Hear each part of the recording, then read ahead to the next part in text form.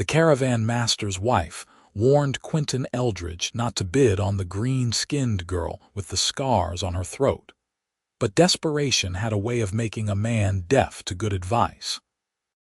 He stood at the edge of the trading post's dusty yard, watching the line of potential brides being presented to the assembled bachelors and widowers who had traveled from homesteads scattered across the frontier territories.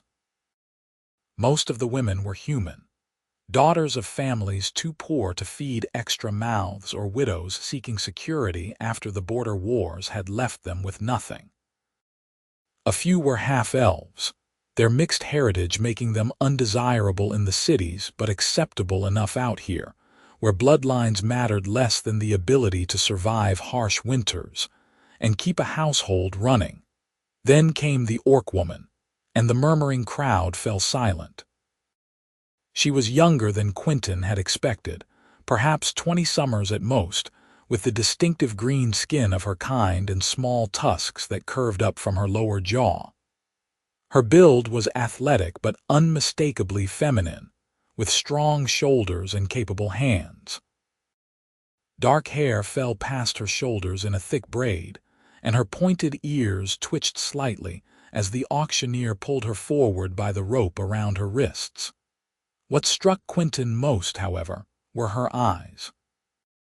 They were amber, like honey held up to sunlight, and they stared straight ahead with an expression that suggested she was looking at something far beyond the trading post and the men gathered to purchase wives. The auctioneer cleared his throat. This one's called Eris Kaine. 20 years old, healthy, strong as an ox, good for farm work, hauling all manner of labor. He paused, then added with the tone of a man disclosing a defect in merchandise, "She's deaf. Born that way, according to the family that sold her contract. But she can read lips some, and she follows directions well enough if you point and gesture." The price started low, very low.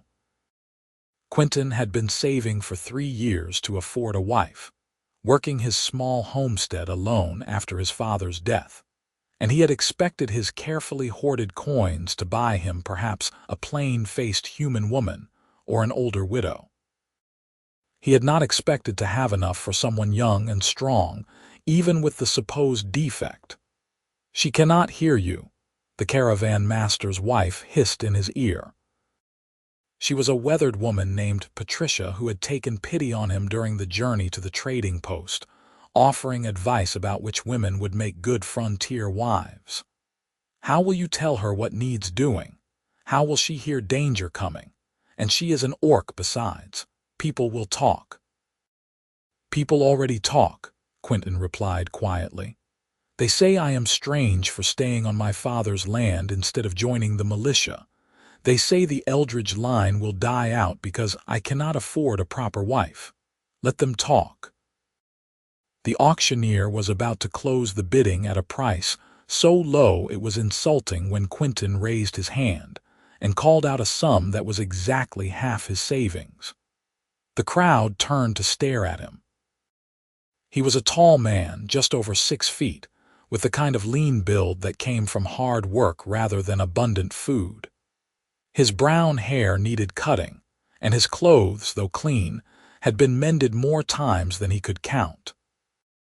He was nobody important, just another frontier farmer trying to scratch a living from stubborn soil, but his bid was genuine, and it was higher than anyone else seemed willing to go. The auctioneer looked around hopefully for a counter-offer. When none came, he shrugged and brought down his hand. "Sold to the gentleman in the back. Come forward and complete the transaction." Quinton's hands shook slightly as he counted out the coins. The auctioneer handed him the papers that transferred Eris Kaine's contract to him, along with a small bundle that apparently contained her possessions. The rope around her wrists was untied and placed in Quinton's hand instead. He looked at it, then at her. She was watching his face with those amber eyes, her expression utterly unreadable. Up close, he could see the scars on her throat more clearly. They looked old, pale green against the darker green of her skin, and they circled her neck like someone had tried to strangle her with wire. Quinton dropped the rope on the ground. Eris blinked, her gaze flicking down to the discarded rope and then back to his face. For the first time, something that might have been surprise crossed her features. "Can you read lips?" Quinton asked slowly, making sure she could see his mouth clearly. "Do you understand me?" She stared at him for a long moment, then nodded once. "Good." He picked up her bundle and gestured toward the wagon he had borrowed for the journey. "We have a long trip home. Are you hungry? We can get food before we leave." Another nod, more hesitant this time. They walked together to the trading post's cookhouse, where Quinton purchased 2 bowls of stew and a loaf of bread. Eris sat across from him at the rough wooden table, eating with careful, deliberate movements. She held her spoon properly and kept her elbows off the table, which told him someone had taught her manners at some point. That was interesting. Most orc prisoners of war were not exactly schooled in human etiquette. "I have a homestead about 3 days' journey west," Quinton said, speaking slowly while she ate. "It is not much. 40 acres, half of it cleared. I grow wheat and vegetables, keep chickens and 2 goats. The house has 2 rooms, a loft, and a root cellar. It is not fancy, but it is sturdy." He paused. "I need help with the work. The farm is too much for one person. That is why I came here looking for a wife." Eris continued eating, her eyes on her bowl. He could not tell if she was listening or ignoring him. "The contract says I own your labor for 7 years, with the option to renew or grant you freedom at the end." Quinton set down his spoon. "I will not pretend I can afford to free you early. I need those 7 years of work to make the farm profitable. But I will not beat you or starve you or treat you as less than human. Well, less than a person, I mean, since you are not technically human, but you know what I mean." He winced at his own awkwardness. Eris glanced up at him, and unless he was imagining it, there was a flicker of amusement in her amber eyes. They spent that night at the trading post's boarding house, in separate rooms that Quinton could barely afford. He lay awake on the narrow bed, wondering what he had just done. He had come here planning to find a practical solution to a practical problem. Instead, he had purchased the contract of a deaf orc woman who had been sold for barely more than the price of a good plow horse. The whole thing felt wrong in ways he could not quite articulate, but it was done now.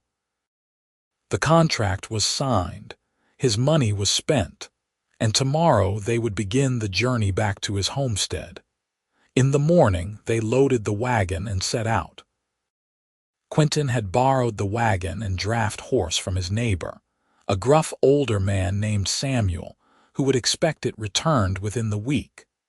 The road west was well traveled near the trading post, but grew progressively rougher as they moved away from civilization.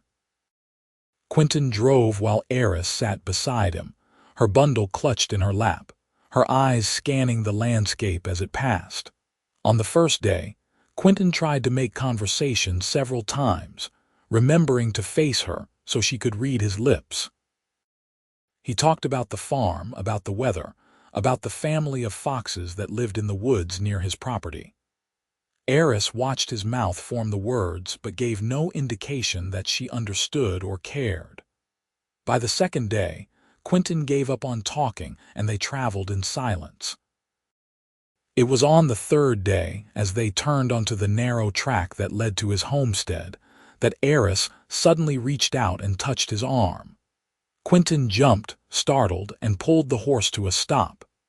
Eris was pointing into the trees off to the right, her expression intent. Quinton followed her gaze but saw nothing unusual. "What is it?" She pointed again, more insistently, then made a gesture with her hands that took him a moment to interpret. "Claws, teeth, an animal, a dangerous one," she nodded. Quinton trusted her instinct and urged the horse forward at a faster pace. When they were well past the spot she had indicated, he glanced back at her. Thank you for the warning. Eris nodded again, then returned her attention to the road ahead. The Eldridge homestead appeared around a bend in the track, and Quinton saw it with fresh eyes, imagining how it must look to someone seeing it for the first time. The house was small but solidly built, with a stone foundation and walls of rough-hewn logs. The roof was good shake, replaced just 2 years ago before his father had died. Behind the house stood a barn that was more a large shed than a proper barn, and beyond that were the fields, some already planted with spring wheat that was just beginning to show green, others lying fallow. He pulled the wagon up to the house and set the brake. Here we are, home. Eris climbed down from the wagon and stood looking at the homestead with an unreadable expression. Quinton grabbed her bundle and his own pack and led the way inside.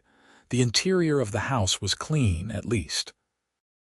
Quinton had made sure of that before leaving for the trading post, knowing he would be bringing a wife home. The main room served as kitchen, workroom, and sitting area, with a large stone fireplace dominating one wall. A table and 2 chairs occupied the center of the space, and shelves along the walls held dishes, tools, and supplies. A ladder led up to the loft where Quinton slept. The second room, barely large enough to be called such, held a narrow bed and a chest for storage. That room is yours, Quinton said, pointing. I sleep in the loft. You will have privacy. Eris looked at him, her brow furrowed as though she was trying to work out a puzzle. Then she took her bundle and walked into the small room, closing the door behind her. Quinton let out a breath he had not realized he was holding. He needed to return Samuel's wagon and horse, which meant walking back to his neighbor's farm 3 miles away and then walking home again. It would take most of the evening, but it had to be done. He knocked on Eris's door and waited until she opened it. I have to return the wagon. I will be back before dark. There is bread and cheese in the cupboard if you are hungry. Make yourself at home. She looked at him for a long moment, then nodded. Quinton hitched the horse and drove away, glancing back once to see Eris standing in the doorway of the house, watching him leave. Samuel was happy to have his wagon and horse returned intact, and peppered Quinton with questions about the trading post and whether he had found a wife. When Quinton mentioned he had purchased an orc woman's contract, Samuel's bushy eyebrows climbed toward his hairline. An orc? Are you mad, boy? Your father would roll over in his grave.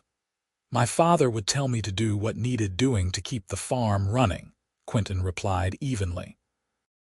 She is strong and she was affordable. That is what matters. Strong, sure, but can you trust her? Orcs fought against us in the border wars, killed plenty of good men. Humans killed plenty of orcs too, Quinton pointed out. The war has been over for 5 years. At some point, we have to stop fighting. Samuel shook his head but dropped the subject. Quinton made the walk home as the sun was setting, arriving to find lamplight glowing in the windows of his house. When he opened the door, he stopped in surprise. The main room had been transformed. The floors had been swept, the dishes washed and put away, and something that smelled wonderful was bubbling in a pot over the fire. Eris stood at the stove, stirring the pot with a wooden spoon, and she turned when she felt the draft from the open door. Did you do all this? Quinton asked, then remembered she could not hear him unless she was looking at his face. He walked around to where she could see him and repeated the question. She nodded. Thank you. You did not have to. Not today after traveling. Eris shrugged and turned back to the pot. She ladled stew into 2 bowls and brought them to the table, along with the bread that Quinton had mentioned. They sat down to eat together, and Quinton realized with some embarrassment that the stew she had made from his meager supplies was better than anything he had cooked in months. This is very good, he said, making sure she could see his face. Where did you learn to cook? Eris set down her spoon and looked at him. For a moment he thought she might actually speak. Then she just tapped her temple and made a gesture that suggested long practice or memory. That became the pattern of their days. Quinton would tell Eris what needed doing on the farm, using a combination of words, gestures, and demonstrations. She would nod and set to work with a competence that surprised him.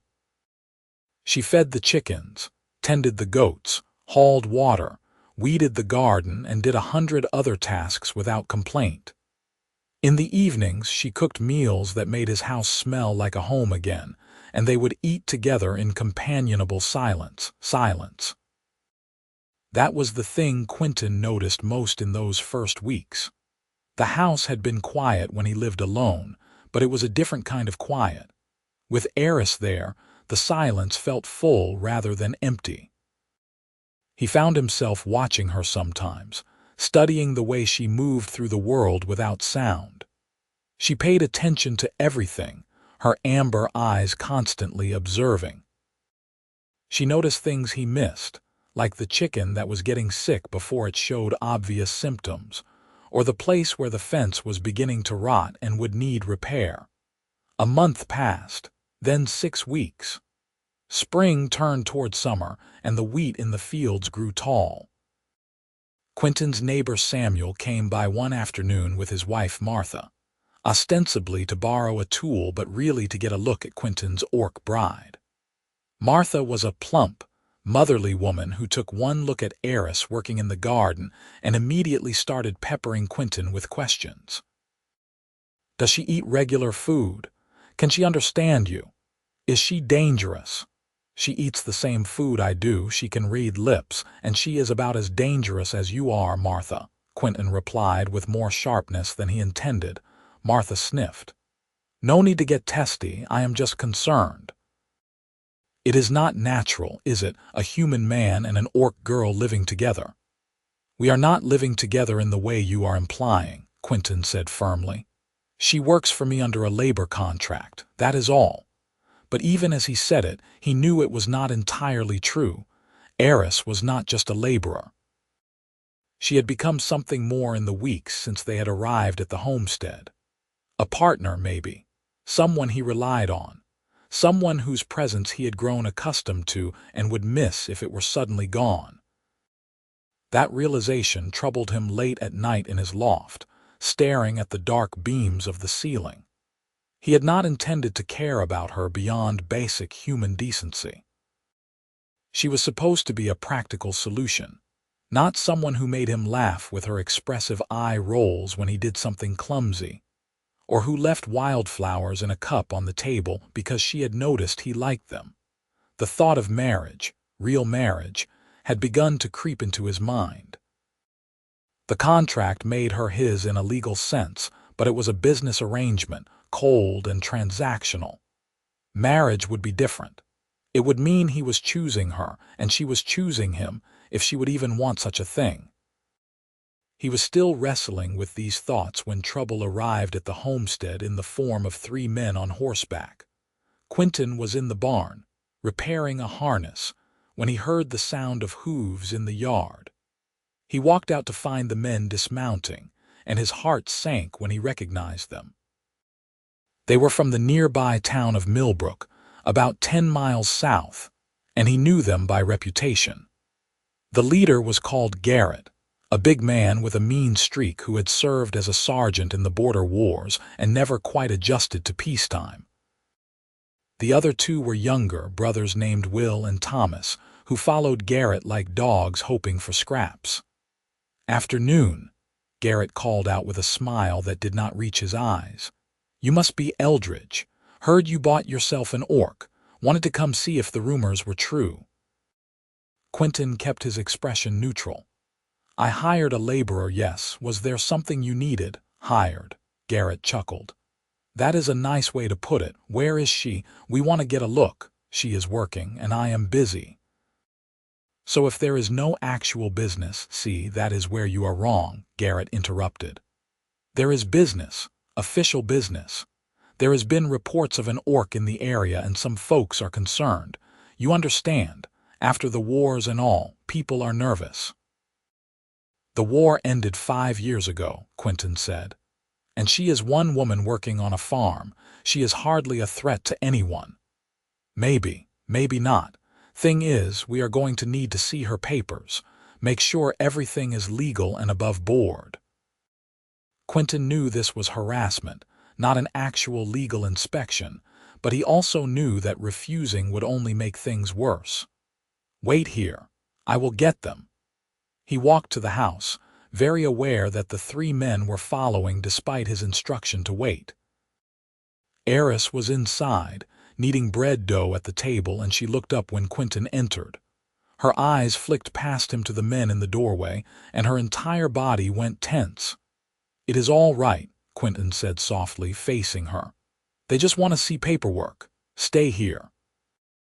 But Garrett pushed past Quinton into the house. "Well now, there she is. Quite a specimen, is she not, boys?" Eris had gone very still, her hands motionless in the bread dough. Her amber eyes tracked Garrett as he walked around the table, looking her up and down like she was livestock. Quinton felt anger rise in his chest, hot and tight. "You have seen her. Now get out of my house." "Touchy, are we not?" Garrett reached out as if to touch Eris's braid, and that was when she moved. Her hand shot out and grabbed his wrist before he could make contact, squeezing hard enough that Garrett yelped. "She attacked me," Garrett shouted, wrenching his hand away. "You all saw that. Unprovoked attack. You tried to touch her without permission," Quinton snapped. "That is provocation enough. She is an orc and a slave. She is a contracted laborer and a person living in my household," Quinton said, his voice low and dangerous. "You came into my home uninvited and tried to lay hands on her. I suggest you leave. Now." For a moment, Quinton thought Garrett might actually throw a punch. The older man's face had gone red, and his hands were clenched into fists. But Will and Thomas were shifting nervously, clearly uncomfortable with how the situation had escalated, and after a long, tense moment, Garrett spat on the floor and turned toward the door. "You will regret this, Eldridge. There are rules about how orcs are supposed to be managed. Maybe someone needs to check if you are following them." "There are also rules about trespassing and harassment," Quinton replied. "Feel free to check with the magistrate in Millbrook. I am sure he will be fascinated to hear about your visit." The 3 men left, mounting their horses and riding away in a cloud of dust. Quinton stood in the doorway until they were out of sight, then turned back to the house. Eris was still standing at the table, her shoulders rigid, her breathing fast. There was something in her eyes that Quinton had not seen before. Fear. "They are gone," he said, walking over to where she could see him clearly. "I will not let them hurt you." Eris looked at him, and for the first time since he had bought her contract, he saw her eyes glisten with something that might have been tears. She blinked rapidly, as if angry at herself for showing weakness, and turned back to the bread dough with fierce determination. Quinton wanted to say something comforting, but what could he say? He had promised to protect her, but he was just one man on a remote homestead. If Garrett and his friends decided to come back with more men, or if they went to the authorities with false claims, there was only so much Quinton could do. That night, after supper, Quinton sat at the table trying to figure out what to do. Eris brought him a cup of tea and set it down in front of him, then surprised him by sitting down across from him instead of retreating to her room as she usually did. She looked at him steadily, and then she did something that shocked him. She spoke. Her voice was rough and unpracticed, like someone who had not used it in a very long time, and the words were slightly slurred, but they were clear enough. "Why you kind to me?" Quinton stared at her. "You can talk, but you are deaf. How?" "Born deaf," Eris said slowly, clearly concentrating hard on forming the words. "Learn to speak when small, but cannot hear, so voice gets bad if not use. Easier to not talk.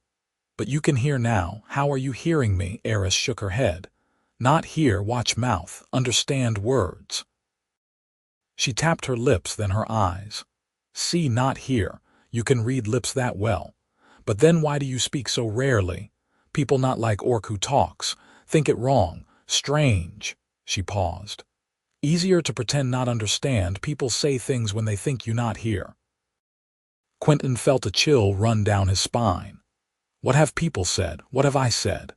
Eris looked away, her tusked jaw working as she considered her words. You say you need worker. You say I am strange. You tell neighbor I am not dangerous. She met his eyes again. You say you will protect me. You drop rope. You give me room, you kind, and I not understand why. I am kind because it is the right way to be, Quinton said simply. You are a person. You deserve to be treated with respect. I am Orc. So, Eris blinked. You really not care. I care that you work hard, that you are honest, that you have made my house a home again. Quinton leaned forward. Eris, how much have you heard? I mean understood, since you came here. She looked uncomfortable. All. I understand all when you talk to neighbor, when you talk to self. When you talk to me thinking, I not understand everything. Quinton tried to remember everything he had said in the past 6 weeks, all the moments when he had talked to himself, or spoken to Samuel, or muttered under his breath while working. His face flushed as he recalled some of the things he had said. He had called her clever once, when she had figured out a better way to organize the storage shed. He had told Samuel that she was a better cook than his own mother had been. He had muttered to himself while watching her in the garden that he was a fool for caring about her the way he was starting to. Oh, he said weakly. I see. I am sorry, Eris said. I should tell you sooner, but when people think you not understand, they show true self. I needed to know if you good man or bad man. And, what is the verdict, good man? Eris said quietly. Strange man, but good. Despite everything, Quinton laughed. Everyone keeps telling me I am strange. Is true, Eris said, and there was the faintest hint of a smile around her small tusks. But strange is better than cruel. They sat together in the lamplight, and Quinton felt as though he was seeing her clearly for the first time. Not as a laborer or a contractual obligation, but as a woman with her own thoughts, her own fears, her own cleverness. A woman who had been observing him as carefully as he had been observing her.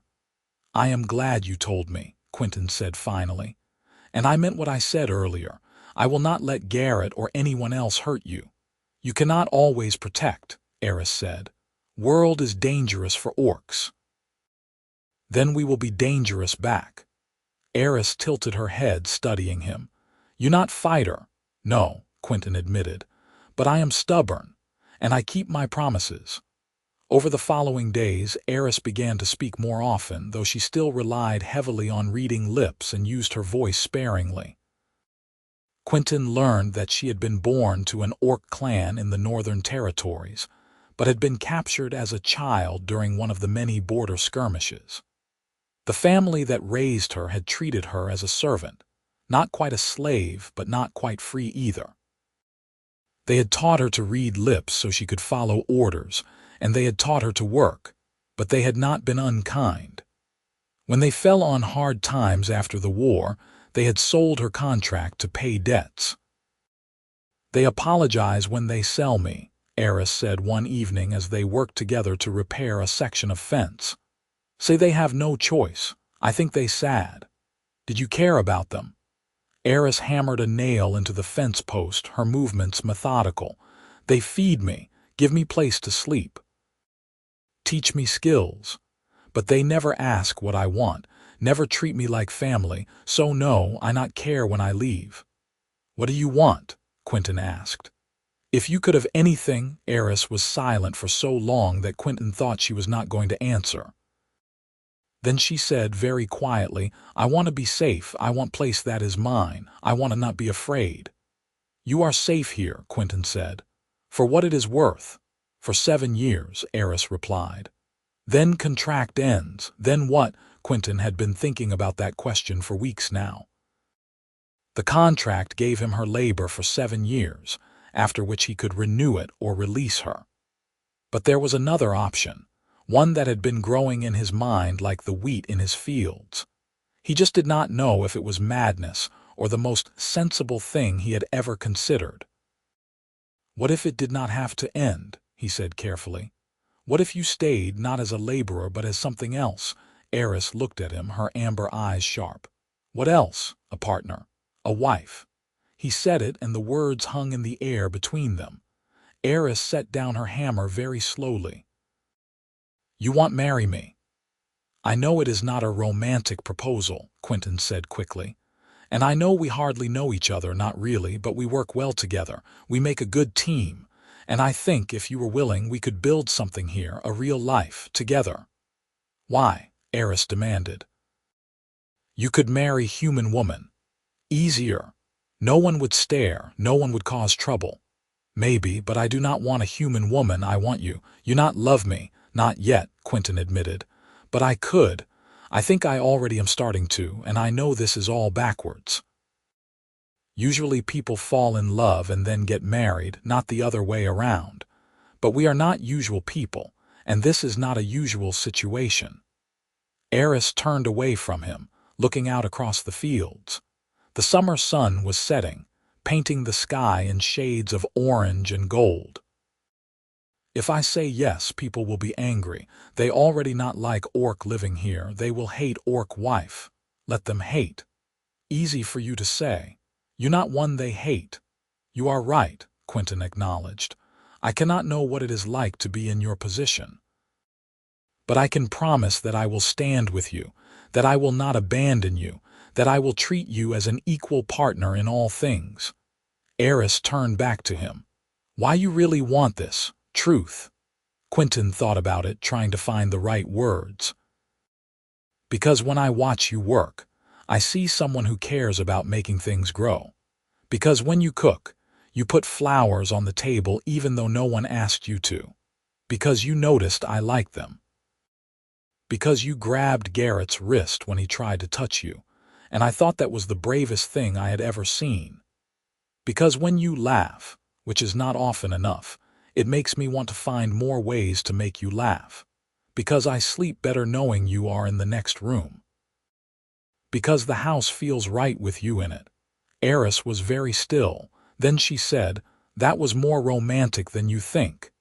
"Is that a yes?" Is question I need to think about. Take all the time you need.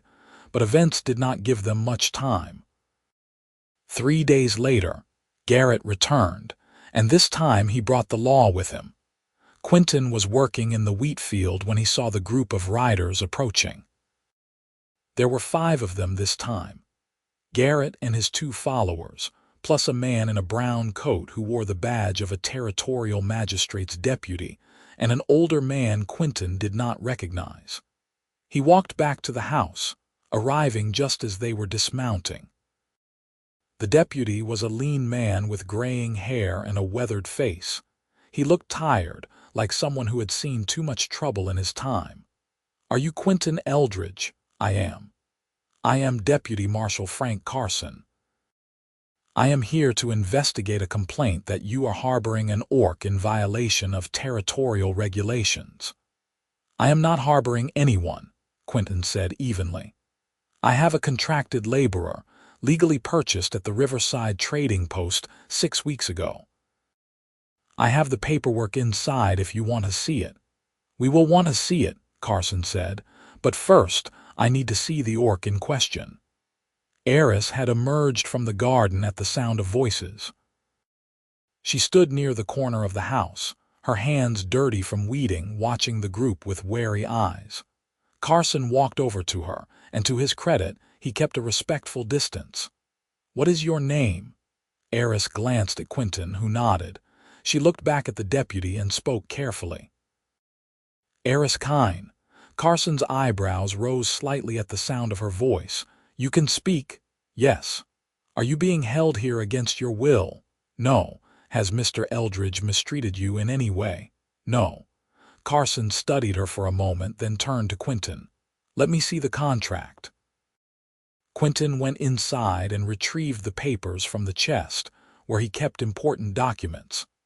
Carson examined them carefully, then handed them to the older man, who turned out to be a clerk from the magistrate's office.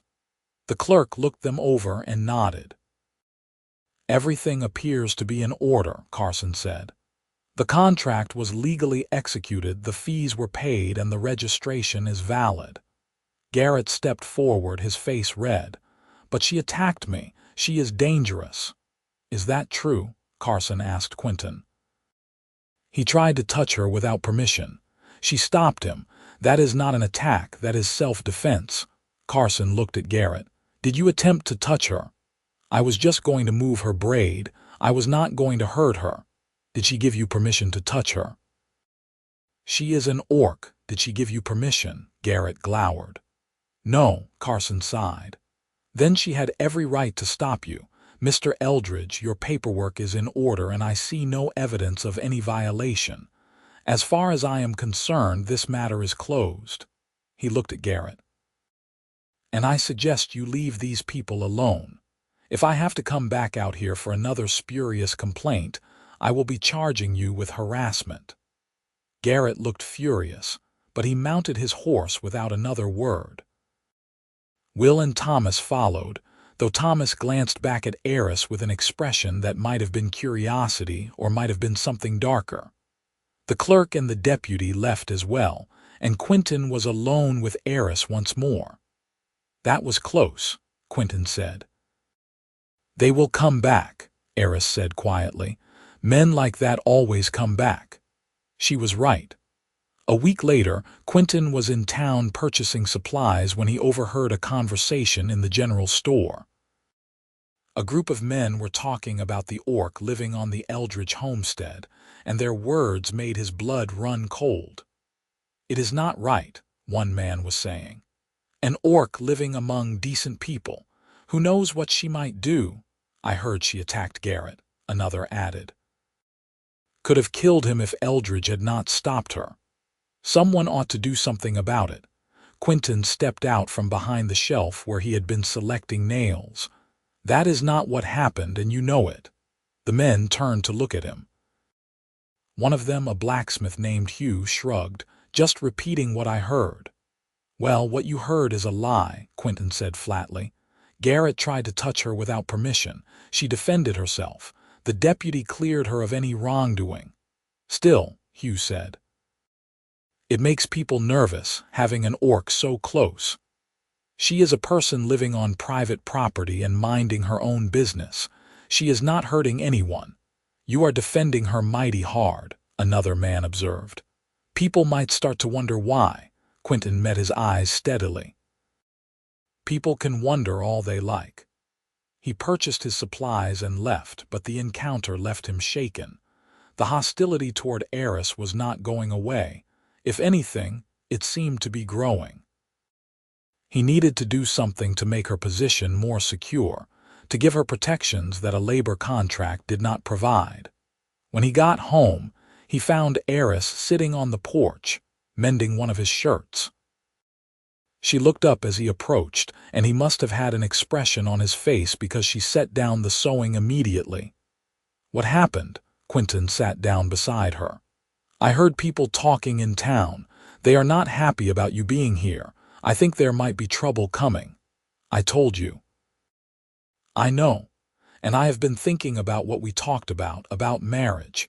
Eris went very still. "If we were married, you would have legal protections you do not have now," Quinton continued. "You would be family, not just a laborer. It would be much harder for someone like Garrett to cause problems. And beyond the practical reasons, I meant what I said before. I want you to stay, not just for 7 years, forever." "You said I have time to think," Eris reminded him. "I know, and you do. But I also think time might be something we do not have much of. Sooner or later, someone is going to do something stupid, and I want you protected before that happens." Eris looked down at her hands, at the green skin and the strong fingers that had sewed and cooked and worked alongside him for weeks now. "If I marry you, I cannot leave. Not easy, anyway." No, Quinton agreed. Marriage is a commitment, a permanent one, or at least it is supposed to be. I would not ask you to make that promise lightly. What if you change mind? What if you wake up one day and regret Orc wife? I will not. You cannot know that, Eris. Quinton waited until she looked at him. I am not a man who changes his mind easily. When I decide something, I commit to it. I decided to keep my father's farm when everyone told me to sell it. I decided to come out here to the frontier when I could have stayed in a town. I decided to buy your contract when every piece of advice I got said not to. And I am deciding now that I want to spend my life with you. That is not going to change.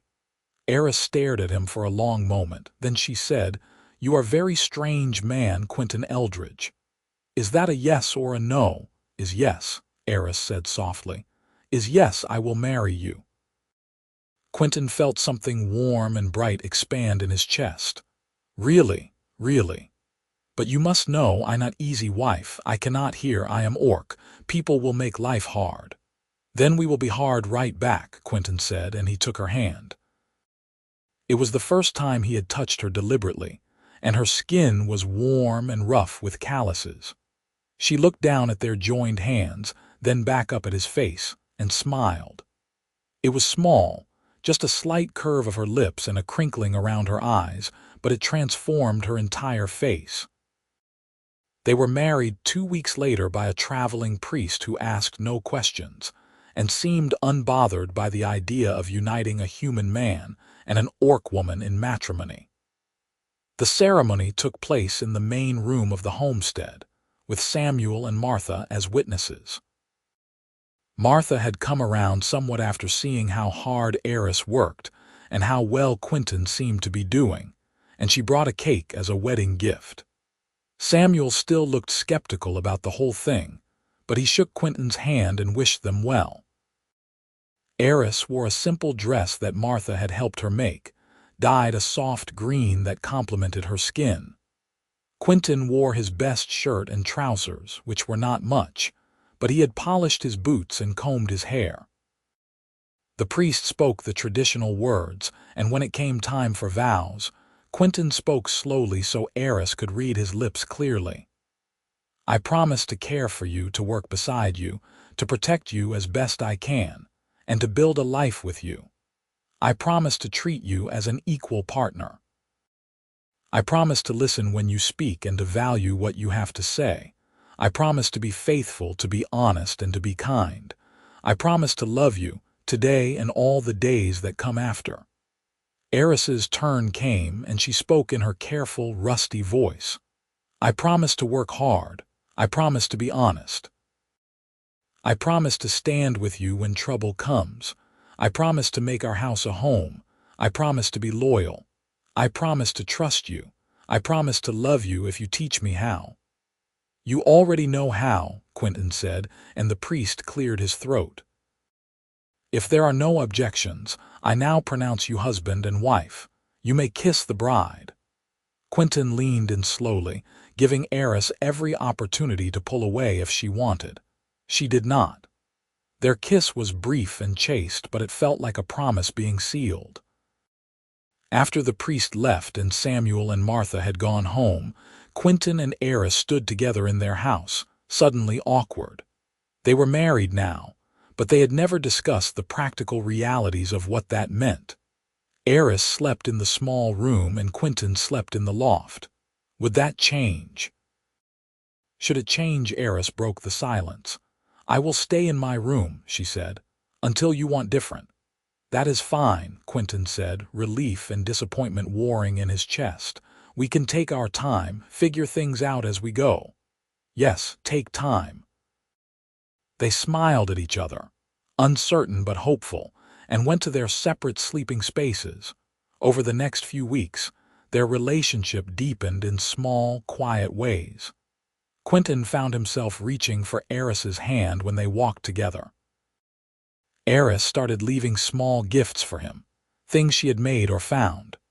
A carved wooden button when one of his broke, a particularly smooth river stone, a patch sewn into his favorite shirt before he even realized it had torn.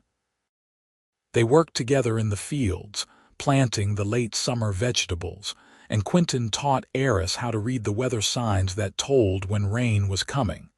One evening, as they sat together on the porch watching the sunset, Eris said, "I want to tell you something." "All right." "When you first buy my contract, I was so afraid. I think maybe you are like Garrett, maybe you are cruel. So I pretend not to understand anything. I watch and wait to see what kind of man you are. And you heard everything I said." "Everything," Eris confirmed. "I hear you tell yourself you are doing right thing buying me.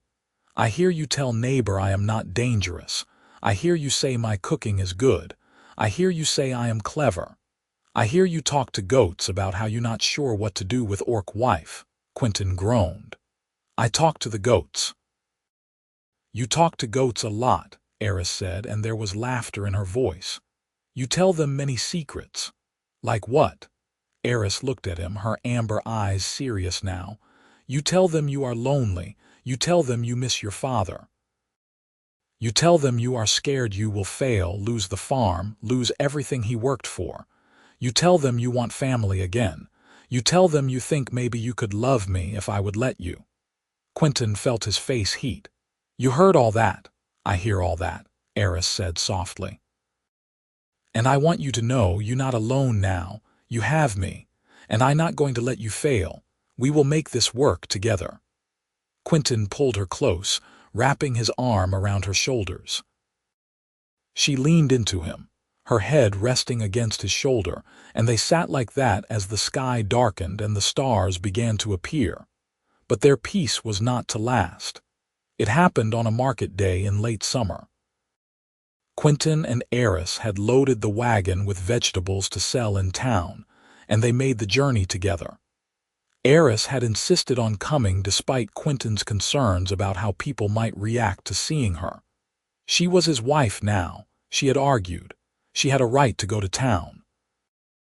The market was busy, full of farmers and craftspeople selling their goods. Quinton set up their stall and began arranging the vegetables while Eris stood beside him. At first, people just stared. Then the whispers started. Then someone spat on the ground near their stall.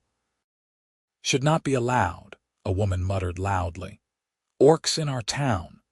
Quinton gritted his teeth and ignored her. They sold some vegetables, though fewer than he had hoped. Many people avoided their stall entirely. Then Garrett arrived. He was drunk, which made him even more belligerent than usual. He swaggered over to their stall with Will and Thomas in tow, his eyes fixed on Eris. "Well, look at this. The orc is pretending to be a person." "She is my wife," Quinton said coldly, "and you need to move along." "Your wife," Garrett laughed. "That is disgusting. Is it even legal?" "Completely legal," Quinton replied. "We were married by a priest with witnesses. Now leave us alone." But Garrett was not done. He leaned on the stall, his face close to Quinton's. "You know what I think? I think you have been bewitched. That is what orcs do, is it not? They use magic to trick honest men." "There is no magic. There is just a man and a woman trying to make a living. Now back off." Garrett's hand shot out and grabbed a handful of Eris's braid, yanking her head back. "Maybe I should teach this creature some manners." He did not get to finish the sentence. Eris moved faster than Quinton had ever seen her move, her fist connecting with Garrett's jaw in a solid punch that sent him staggering back. Before he could recover, Quinton had vaulted over the stall and placed himself between Garrett and Eris. "You do not get to touch my wife," Quinton said, his voice low and dangerous. "Not ever. Do you understand?" Garrett wiped blood from his split lip, his eyes full of rage. "You are going to pay for that, both of you." "Try it," Quinton said. "I will have you arrested for assault. There are a dozen witnesses here who saw you grab her first." It was true. A crowd had gathered, and while many looked uncomfortable, there were also people nodding at Quinton's words. A few even looked angry on their behalf. Garrett seemed to realize that public opinion was not as firmly on his side as he had expected. He spat blood on the ground and stalked away, his friends following. The rest of the market day was tense, but there were no more confrontations. A few people even came by to quietly express support, including a woman who bought extra vegetables and told Eris in a kind voice that she was brave. Eris just nodded, her face carefully neutral, but Quinton saw her hands shaking slightly. On the ride home, Eris was silent. When they reached the homestead and unloaded the wagon, she finally spoke. "I am sorry." "For what?" "For hitting him. For making trouble." Quinton turned to face her. "You did not make trouble. He made trouble by putting his hands on you. You defended yourself, just like you have every right to do. But now he will be more angry. He will come after us." "Let him try," Quinton said. "Eris, I meant my vows. I will protect you. Whatever comes, we face it together." Eris looked at him with something like wonder in her eyes. Then she stepped forward and kissed him. It was not the brief, chaste kiss of their wedding. It was deeper, more urgent, a release of all the fear and tension of the day. Quinton wrapped his arms around her, holding her close, and for that moment the rest of the world fell away. That night, Eris did not go to the small bedroom. She climbed the ladder to the loft where Quinton slept, and they lay together in the narrow bed, holding each other in the darkness. They did not do more than hold each other and exchange soft kisses, but it felt momentous all the same. A line had been crossed, a new chapter begun. In the weeks that followed, they settled into their marriage more fully. Eris moved her belongings to the loft, and the small bedroom became a storage space. They learned each other's rhythms, the small intimacies of sharing a life. Quinton learned that Eris liked to wake up early and watch the sunrise. Eris learned that Quinton talked in his sleep sometimes, muttering about crops and weather. They laughed together more often, and the silences between them became comfortable rather than uncertain. Autumn arrived, and with it came the harvest. Quinton and Eris worked from dawn to dusk, bringing in the wheat and the vegetables, preserving what they could for the winter. It was hard, exhausting work, but it was also satisfying. The farm had done well, better than it had in years, and Quinton knew it was because of Eris's help. One evening, as they sat together after supper, Eris said, "I have something to tell you." Quinton looked up from the letter he was writing to a supplier. "What is it?" "I am with child." For a moment the words did not register. Then they did, and Quinton nearly knocked over his chair in his haste to get to her side. "You are you sure?" "I am sure. 2 months, maybe more." Quinton knelt beside her chair and took her hands. "This is wonderful. Are you happy about it?" "I am scared," Eris admitted. "But yes, happy too."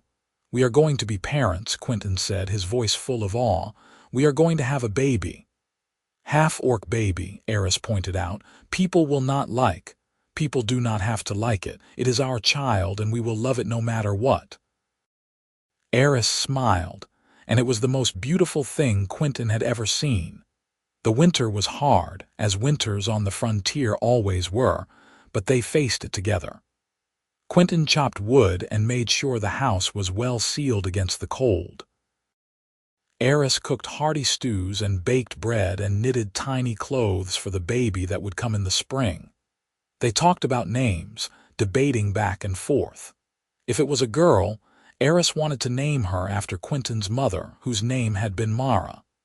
Quinton agreed, touched by the gesture. It was in the middle of winter, during a particularly fierce storm, that trouble found them again. Quinton woke to the sound of something hitting the side of the house. At first, he thought it was just debris blown by the wind, but then he heard voices. He climbed out of bed carefully so as not to wake Eris, who needed her rest, and crept to the window. There were figures moving in the darkness, barely visible in the swirling snow. Quinton counted at least 4 of them, maybe more. One of them threw something at the house and it hit with a thud. Then he heard the thing he had been dreading most. "Come out, Eldridge. We know you are in there with that orc." It was Garrett's voice, slurred with drink. Quinton's heart pounded. He turned to find Eris sitting up in bed, her eyes wide. She had not heard the shouts, but she had felt him leave the bed and seen the tension in his body. "What is wrong?" she asked. Quinton climbed back up to the loft and spoke carefully so she could see his face even in the dim light from the fireplace below. "Garrett is outside with some men. They are causing trouble." "How many?" "4, maybe 5. "What do they want?" "I do not know. Nothing good." Another thud against the house, harder this time, then the sound of breaking glass. They had thrown something through a window. Quinton could smell smoke. "They set fire," Eris said, her voice sharp with fear. She climbed out of bed, already dressed because of the cold, and started down the ladder. Quinton followed her. The main room was filling with smoke. A burning torch had been thrown through the window and landed on the wooden floor. Quinton grabbed a bucket of water they kept by the door and doused the flames before they could spread. Then he went to the door and yanked it open. Garrett and 4 other men stood in the yard. They all held torches, and the light flickered across their faces, making them look like demons. "Get off my property," Quinton shouted. "Not until you send that orc out," Garrett yelled back. "We are going to teach her a lesson about attacking her betters. She is my wife and she is under my protection. You are not touching her. You do not get to decide that. Actually, I do. This is my land and you are trespassing. Leave now or I will shoot you." It was a bluff. Quinton owned a rifle, but it was old and he was not a particularly good shot, but Garrett did not know that. "You would not dare," Garrett said, but he sounded uncertain. "Try me." For a moment, no one moved. Then one of the other men, a farmer Quinton vaguely recognized, threw his torch at the house. It landed on the porch and the dry wood caught immediately. Quinton ran for the water barrel, but it was not going to be enough. The fire was spreading too quickly, fueled by the wind and the cold, dry winter air. Eris appeared beside him with another bucket, and together they threw water on the flames, but it was like trying to hold back the tide. Then, through the smoke and chaos, Quinton heard a new sound. Hoofbeats. A lot of them. Deputy Marshal Carson appeared out of the storm along with 3 other men. They had rifles and they were pointing them at Garrett and his friends. "Drop the torches," Carson ordered. "Now." Garrett looked like he wanted to argue, but the sight of 4 armed men pointing rifles at him changed his mind. He dropped the torch, and his friends did the same. "You are all under arrest for arson, trespassing, and attempted murder," Carson said. "Get on your knees, hands behind your heads."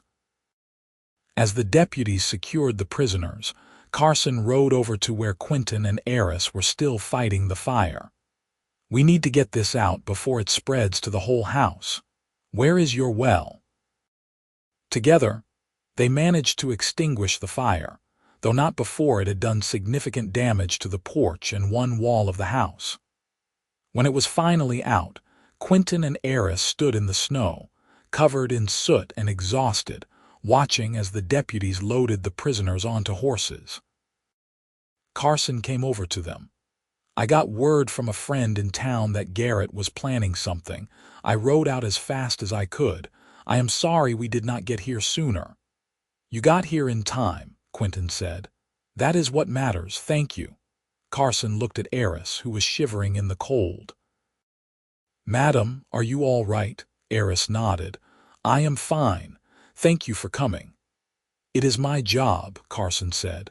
"And for what it is worth, I think what Garrett tried to do tonight is going to change a lot of minds in town. People do not like vigilante justice, even when it is directed at someone they are not sure about. You two have been through enough. Hopefully, this will be the end of it." Carson and his men left with the prisoners, and Quinton and Eris went back into the house. It smelled like smoke, and there was water and soot everywhere, but it was still standing. They would need to repair the porch and the wall, but the structure was sound.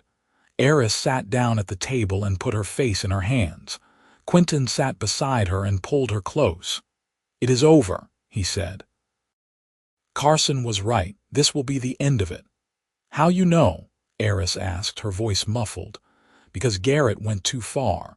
He tried to burn down our house with us inside. People will not forget that, and they will not forgive it, no matter how they feel about orcs." Eris lifted her head. "I am tired of fighting." "I know, so am I, but we are still here, we are still together, and we are going to be all right." "You always so sure." "Not always," Quinton admitted, "but I am sure about us." Eris leaned against him, and they sat together in the smoky, damaged house, holding each other as the storm raged outside. The next few weeks were busy with repairs. Samuel came over to help, and to Quinton's surprise, so did several other neighbors. The attempted arson had indeed changed people's minds. Even those who were uncomfortable with the idea of a human-orc marriage seemed to agree that burning down someone's house was beyond the pale. Garrett and his friends were being held for trial, and public opinion was firmly against them. Martha brought over a stew and a lecture about fire safety. "You need to keep more water barrels around the house," she scolded. "And you need a bell to ring if there is trouble. What if the marshal had not come? What if you had lost the baby?" It was the first time someone outside their household had mentioned the baby, and Eris looked surprised. "How you know?" she asked. Martha smiled. "I have had 5 children of my own, dear. I recognize the signs. How far along are you? 3 months now. Good. You are past the dangerous part. Just take care of yourself, and everything should be fine." As winter turned to spring, the damaged sections of the house were repaired, and life began to return to normal. The trial of Garrett and his friends was held in the territorial capital, and all 5 were convicted and sentenced to prison terms. The news spread quickly through the region, and with it came a grudging acceptance that the Eldridge household was here to stay. Eris's pregnancy progressed, and as her belly grew, Quinton found himself becoming more and more protective. He insisted she not lift heavy things or work too hard. Eris rolled her eyes at his fussing but secretly seemed pleased by his concern. One warm spring evening, as they sat together on the newly rebuilt porch, Eris took Quinton's hand and placed it on her swollen belly. He felt a flutter beneath his palm, then a distinct kick. "Did you feel that?" Eris asked, her face glowing. "I felt it. That is our baby." "Our baby," Eris repeated. "I still cannot believe it sometimes, that I have this. Have you have a family?" "You deserve all of it," Quinton said firmly. "You deserve happiness and safety and a place to call home. You deserve to be loved." "I am loved," Eris said, "by you, and that is enough." "It is more than enough. It is everything." They kissed as the sun set over the fields they had planted together, the land they had defended together, the home they had built together. Their daughter was born on a bright morning in early summer, when the wheat was green and the garden was full of growing things. The birth was long and difficult, and Quinton paced the main room of the house while Martha attended Eris upstairs. When he finally heard the cry of a newborn, he nearly fell to his knees with relief. Martha came down the ladder with a small bundle in her arms. "You have a daughter," she said, smiling. "A beautiful, healthy daughter." Quinton climbed up to the loft to find Eris lying in bed, exhausted but smiling. Her face was flushed, and her hair was damp with sweat, but she had never looked more beautiful to him. "Come meet your daughter," she said. Quinton took the tiny bundle from Martha and looked down at the baby. She had green skin, a shade lighter than Eris's, and tiny tusks that were barely visible. Her hair was dark, and when she opened her eyes, they were the same amber color as her mother's. She was perfect. "Hello, Mara," Quinton whispered. "Welcome to the world." Eris watched them, her eyes shining with tears. "She is ours," she said wonderingly. "She is really ours."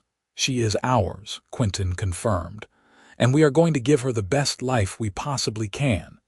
The months that followed were exhausting and wonderful in equal measure. Mara was a fussy baby who did not sleep well, and Quinton and Eris took turns walking her around the house in the middle of the night. But she was also curious and alert, her amber eyes tracking everything that moved, and when she smiled, it lit up the entire room. People's reactions to Mara were mixed. Some neighbors cooed over her like they would any baby. Others looked uncomfortable or disapproving, but no one tried to cause trouble.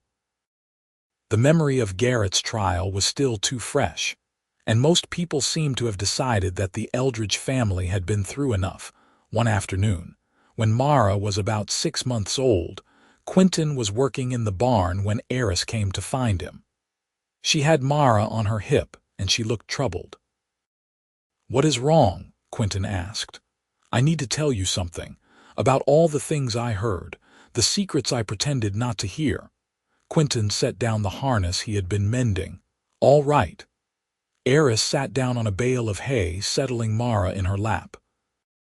"When I first came here, I told you I heard everything you said, but I not tell you everything I heard." "What do you mean?" "I mean, there were things you said that I not mention, private things. Things maybe you not want me to know." Quinton felt a chill. "Like what?" Eris took a breath. "When you first bring me here, you tell neighbor Samuel you are worried I might be dangerous. You say you not sure if orcs can be trusted. You say you buy me because you desperate and I am cheap, not because you want me." Quinton's face flushed with shame. "Eris," she held up a hand. "I not finished.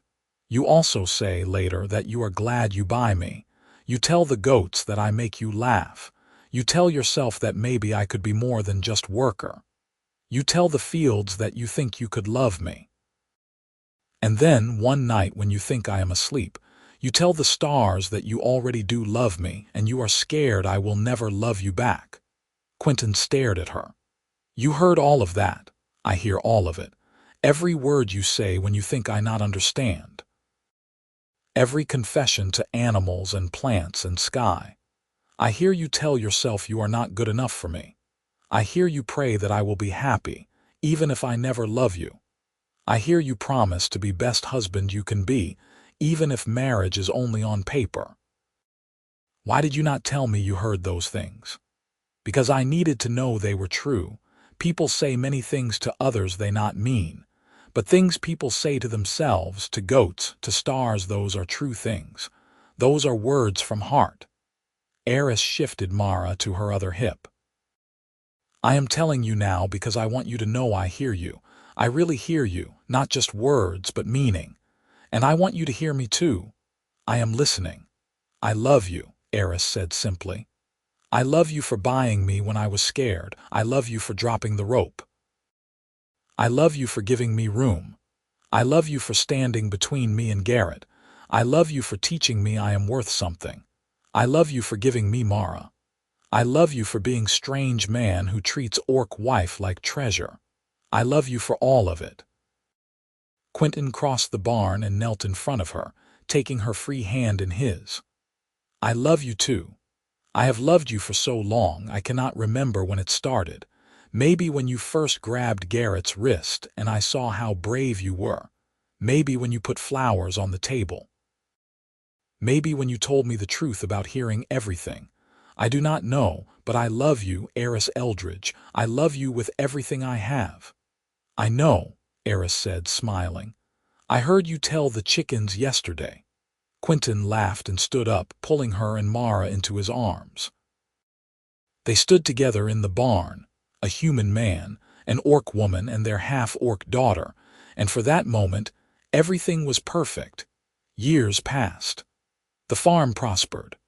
Mara grew into a bright, curious child who loved helping in the garden and following her father around the fields. When she was 3, they had a son they named Caleb, who had his father's brown hair but his mother's green skin and amber eyes. The house was always noisy now, filled with the sound of children playing and laughing. Quinton and Eris settled into the comfortable rhythm of a long marriage. They still had their disagreements, of course. Eris thought Quinton took too many risks with new crops, and Quinton thought Eris pushed herself too hard when she was tired. But they worked through their problems together, and their love deepened with each passing year. The hostility they had faced early on gradually faded. People got used to seeing the Eldridge family in town, and eventually, Mara and Caleb were playing with the other children without anyone thinking twice about it. There were still some who disapproved, some who would never accept an orc as part of the community, but they were in the minority now. On their 5th wedding anniversary, Quinton and Eris left the children with Martha and Samuel and took a rare afternoon to themselves. They walked to the spot where Quinton had proposed, the fence line that overlooked the fields. "You remember what you asked me here," Eris said. "I remember. I asked if you would marry me, even though I was not offering you romance or love, just partnership. You were wrong, you know. You were offering romance and love, you just not know it yet." Quinton put his arm around her. "I cannot imagine my life without you. You have given me everything I ever wanted and things I did not even know to want. A family, a home that feels alive, laughter, purpose, love." "I give you all that," Eris agreed. "And you give me same. You give me safety, you give me respect. You give me freedom to be myself. You give me love, and that is thing I never think I will have." They stood together, watching the wheat ripple in the breeze like waves on a green ocean. In the distance, they could see the house they had built together, smoke rising from the chimney, the porch rebuilt and solid. It was not a grand house, and their farm was not the largest or the richest. But it was theirs, every inch of it, and it was filled with love. "I have one more secret to tell you," Eris said. "What is that?" "I am with child again." Quinton turned to look at her, his face breaking into a wide smile. "Really? Really?" "Another baby come spring." Quinton picked her up and spun her around, and Eris laughed, the sound bright and free. When he set her down, they kissed, long and sweet, sealing this new promise of life growing between them. They walked back to the house hand in hand, ready to tell the children they would soon have a new brother or sister. The sun was setting, painting the sky in shades of gold and orange, and the air was full of the scent of growing things. Somewhere in the fields a bird was singing, and from the house came the sound of children's voices raised in play. This was their life, hard-won and precious. This was their family, built from nothing but hope and determination and love. This was their home, a place where an orc woman and a human man could build a future together, where their children could grow up free and safe and loved. As they reached the porch, Eris stopped and looked at Quinton. "You know what I think?" "What?" "I think you are still strange man, but you are my strange man, and I would not have it any other way." "I think you are right," Quinton said, "and I would not have it any other way either." They went inside together, into the warmth and light and noise of their home, ready for whatever the future would bring, knowing that as long as they had each other, they could face anything. Mara ran up to greet them, her tusked smile wide and bright. Caleb toddled after her, reaching up to be held. Quinton scooped him up while Eris knelt to hug Mara, and for a moment they were all together in the middle of the room, a tangle of arms and laughter and love. "Tell us a story," Mara demanded. "Tell us about how you met Mother." Quinton glanced at Eris, who smiled and nodded. "All right," he said, settling down with Caleb on his knee while Mara climbed onto her mother's lap. "It starts at a trading post where a desperate man made the best decision of his life without even knowing it. He married a deaf orc bride who heard every secret he thought she could not hear, and that changed everything."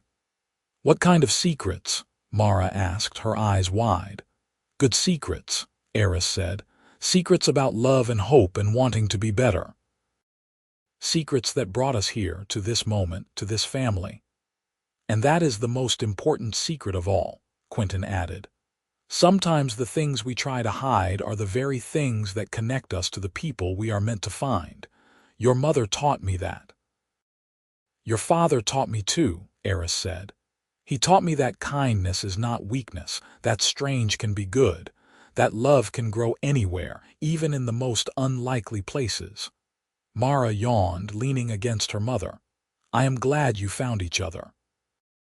So are we, Quinton and Eris said together, and they smiled at each other over the heads of their children.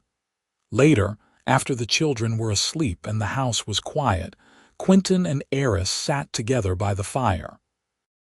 Eris was mending one of Caleb's shirts and Quinton was working on the accounts, trying to figure out if they could afford to buy another goat in the spring.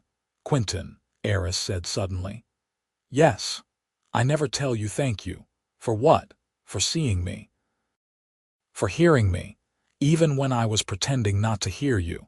For making me your equal when the world said I should be your property. For giving me this life. Quinton set down his pen and moved to sit beside her. You do not need to thank me for any of that. You gave me just as much, if not more. You saved me from a life of loneliness. You made this house a home. You gave me children and laughter and love. If anyone should be grateful, it is me. Then we both grateful, Eris decided. We both lucky. We both found exactly what we need, even if we not know we were looking for it. Agreed, Quinton said, and he kissed her forehead. I love you, Eris Eldridge. I love you, Quinton Eldridge. They sat together in the firelight, two people who should never have found each other but somehow did, against all odds and expectations. They had faced prejudice and violence, fear and uncertainty. They had built something beautiful from nothing, and they would continue building it for the rest of their lives. Outside, the wind picked up, rustling through the fields of wheat that would soon be ready for harvest. The seasons would turn as they always did, bringing challenges and changes, joys and sorrows. But whatever came, they would face it together, hand in hand, heart to heart, two souls who had found their home in each other. And somewhere in the barn, if anyone had been listening, they might have heard Quinton telling the new goat all about the woman he loved, the children he adored, and the life he had built with an orc bride who heard everything he thought she could not hear. But that is another story for another day. For now, in this moment, all was well. The fire crackled, the children slept, and Quinton and Eris Eldridge sat together in their home, surrounded by the fruits of their labor and their love, living proof that sometimes the best things in life come from the most unexpected places. The end of their journey was really just the beginning, a foundation upon which they would build decades of happiness, watching their children grow and eventually have children of their own, building a legacy of love that would span generations. But the most important part, the part that mattered most, had already happened. They had found each other. They had chosen each other. And in doing so, they had created something beautiful, something lasting, something real. Years later, when Mara was grown and had children of her own, she would ask her mother what the secret to a happy marriage was. Eris would think for a moment, her amber eyes distant with memory, and then she would smile. Listen, she would say, really listen. Not just to words, but to what is underneath them. Your father taught me that the things people say when they think no one is listening are the truest things of all. And if you are very lucky, you will find someone whose secrets are worth keeping, whose whispered hopes become your own, whose quiet fears you can soothe with nothing but your presence. And what if they have secrets they are ashamed of? Mara would ask. Then you love them anyway, Eris would reply. Because the best part of love is not the pretty parts. It is the messy parts, the scared parts, the parts where you are not sure what you are doing, but you are doing it anyway because the alternative is being alone. Your father was not perfect. He was worried and scared and unsure, but he was also kind and brave and determined. And when he thought I could not hear him, he told the whole world how much he wanted to be worthy of me. He already was worthy, Mara would say. I know that now, Eris would agree. But he needed to learn it for himself. Just like I needed to learn that I was worthy of being loved. We taught each other. And that is what marriage is, really. Teaching each other over and over again that you are enough, that you are wanted, that you are home. But all of that was still to come. For now, on this night, 5 years into a marriage that would last 50, Quinton and Eris Eldridge simply sat together by the fire, content in the knowledge that they had found what everyone is looking for. Someone to see them, someone to hear them, someone to love them exactly as they are. The fire burned low, the wind quieted, and in the small homestead at the edge of the frontier, 2 hearts beat in perfect rhythm, a human man and an orc woman who had defied the odds and built a life together. One small choice at a time, one brave act after another, until they had created something that could not be torn down or burned away or legislated out of existence. They had created love, and love, as it turns out, is the strongest thing there is.